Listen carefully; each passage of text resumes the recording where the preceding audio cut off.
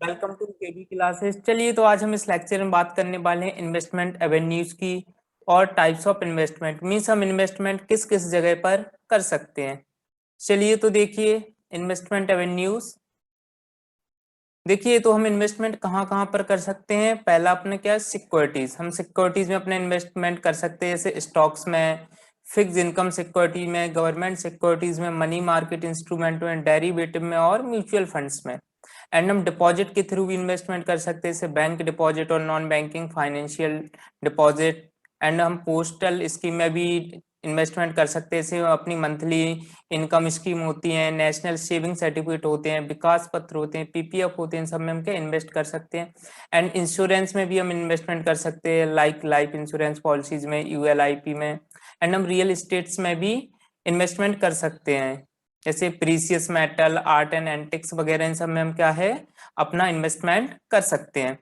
चलिए, तो देखिए हम सबको भी एक बार डिटेल में स्टडी करेंगे।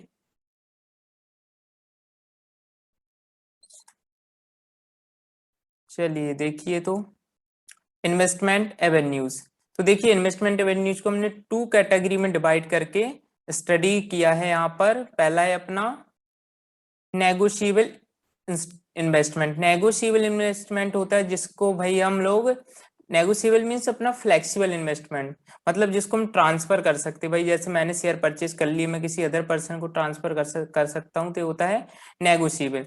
नॉन नेगोशिएबल मतलब जो नॉन ट्रांसफरेबल होते हैं, जैसे भाई किसी के नाम पर कोई चेक लिखी हुई है अगर, तो वो दूसरे को उसे ट्रांसफर नहीं कर सकता। तो चलिए, नेगोशिएबल इन्वेस्टमेंट के बारे में पहले हम देखेंगे। तो देखिए, इसमें टू टाइप्स की अपनी सिक्योरिटीज आती हैं, एक तो वेरिएबल इनकम सिक्योरिटी, दूसरी फिक्स इनकम सिक्योरिटी। चलिए, तो पहले हम स्टडी करते हैं वेरिएबल इनकम सिक्योरिटीज के बारे में। तो इसमें सबसे पहला आता है अपना इक्विटी शेयर्स। तो देखिए, हम कहाँ पर इन्वेस्टमेंट कर सकते हैं, इक्विटी शेयर में कर सकते हैं। Equity shares are commonly referred as common stock or ordinary share.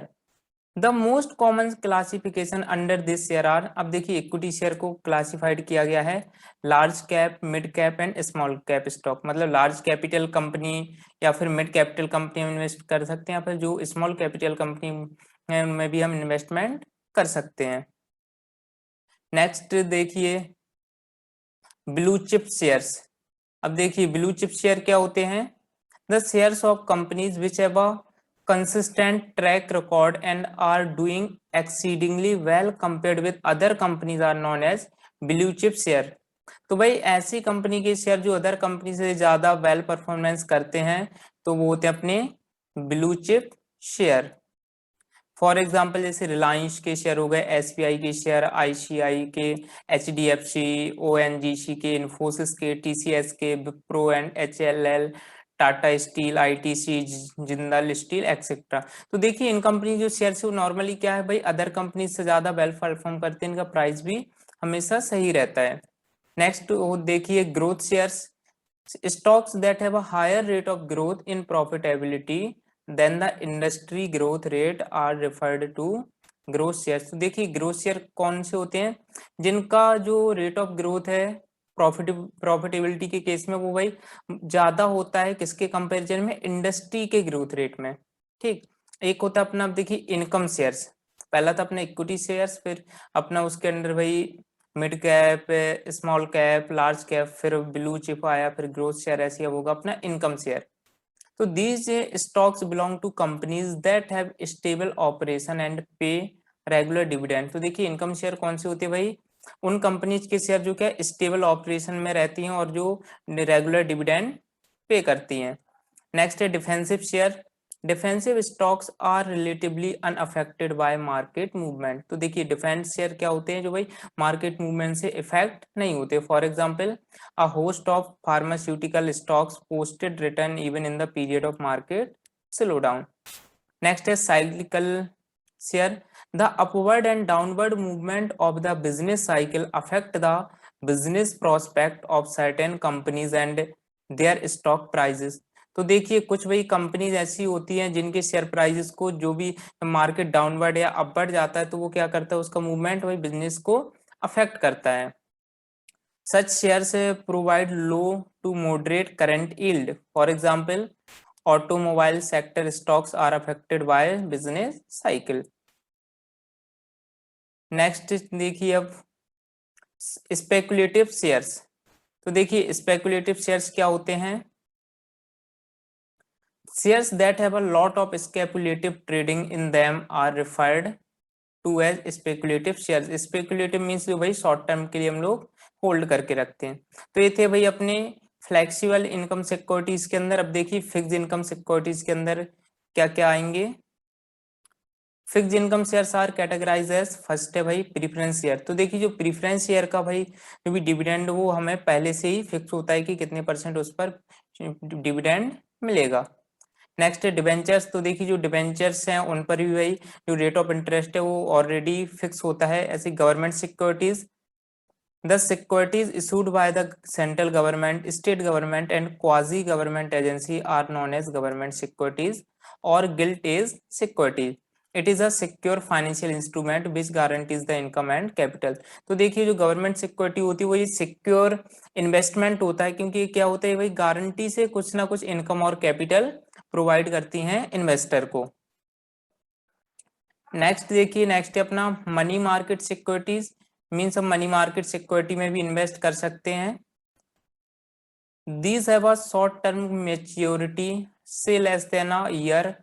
Common money market instrument are treasury bills, commercial papers, certificate of deposit. तो देखिए जो मनी मार्केट के जो इंस्ट्रूमेंट होते हैं उनका जो मैच्योरिटी पीरियड वो नॉर्मली कितना होता है? लेस देन 1 ईयर होता है। तो देखिए इसमें मनी मार्केट में कौन कौन से इंस्ट्रूमेंट आते हैं? पहला अपना treasury bills. It is a fundamentally an instrument of short term borrowing by the government of India to help the cash management requirement of various segment of the economy। तो देखिए ट्रेजरी बिल अपने क्या होते हैं? ये fundamentally क्या होते हैं? इंस्ट्रूमेंट होते हैं of short term borrowing by the government. भाई गवर्नमेंट जब बोरो करती है इनके थ्रू तो ये शॉर्ट टर्म के लिए करती है, वो भी भाई कैश मैनेजमेंट की रिक्वायरमेंट को फुलफिल किए रहने के लिए इकोनॉमी में। Generally treasury bills are 91 days. तो नॉर्मली जो ट्रेजरी बिल है वो उनका होल्डिंग पीरियड कितना होता है? 91 days. Since the interest rate offered on treasury bills are low, individuals very invest in them. Next देखिए commercial papers. It is a short term negotiable instrument with a fixed maturity period. It is an unsecured promissory note issued by the company either directly or through banks. तो देखिए commercial paper कौन issue करता है? Companies issue करती हैं। और ये क्या है भाई, इनका जो मैच्योरिटी पीरियड है वो फिक्स होता है। नेक्स्ट है certificate of deposit. It is a marketable receipt of fund deposited in a bank for a fix period at a specified rate of interest. Next चलिए अब हम देखते हैं नॉन नेगोशिएबल इंस्ट्रूमेंट। ये अपनी अभी तक बात हो रही थी नेगोशिएबल इंस्ट्रूमेंट की, अब हम स्टडी करेंगे नॉन नेगोशिएबल इंस्ट्रूमेंट के बारे में। तो देखिए नॉन नेगोशिएबल इंस्ट्रूमेंट में क्या आता है? पहले डिपॉजिट्स। अब देखिए डिपॉजिट हम कहाँ कर सकते हैं? पहला है bank deposit. The banks offer current account, saving account, fixed deposit account with a fix rate of return. Second है नॉन बैंकिंग फाइनेंशियल कंपनीज।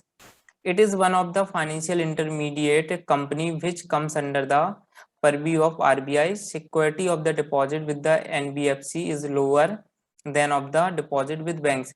तो देखिए नॉन बैंकिंग फाइनेंशियल कंपनी क्या होती है भाई? फाइनेंशियल इंटरमीडियरी होती हैं और ये आरबीआई के अंडर ही वर्क करती हैं। बट जो भाई सिक्योरिटी होती है डिपॉजिट जब हम करते हैं इन इंस्टीट्यूशन में तो वो अपनी बैंक के कंपैरिजन में कम सिक्योर होते हैं।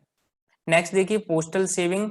तो भाई हम पोस्ट ऑफिस में बहुत सारी स्कीम चलती रहती है जिनमें हम इन्वेस्टमेंट कर सकते हैं, like national saving certificate, Kisan Vikas Patra, monthly income scheme, senior citizen scheme, PPF are considered as reliable form of investment. ठीक है, चलिए तो हम नेक्स्ट देखते हैं लाइफ इंश्योरेंस। तो देखिए इन सब के अलावा हम लाइफ इंश्योरेंस में भी इन्वेस्टमेंट कर सकते हैं। It is a contract for payment of a sum of money to a person assured on the happening of the event insured against। तो देखिए लाइफ इंश्योरेंस में क्या होता है भाई, हम एक मनी पे करते हैं कंपनी को, जो भी लाइफ इंश्योरेंस वाली कंपनी होती है, और वो क्या करती है भाई कि किसी इवेंट के होने पर, फॉर एग्जांपल हमने लाइफ इंश्योरेंस कराया तो अगर टाइम के पहले डेथ हो जाती है या कोई इंसिडेंट हो जाता है तो फिर वो कंपनी क्या करेगी भाई? पेमेंट करेगी जो भी उसका लीगल रिप्रेजेंटेटिव होगा उसको। नेक्स्ट है unit link insurance plan, ULIP. This is a market link insurance plan. It provide life insurance combined with saving at market link return.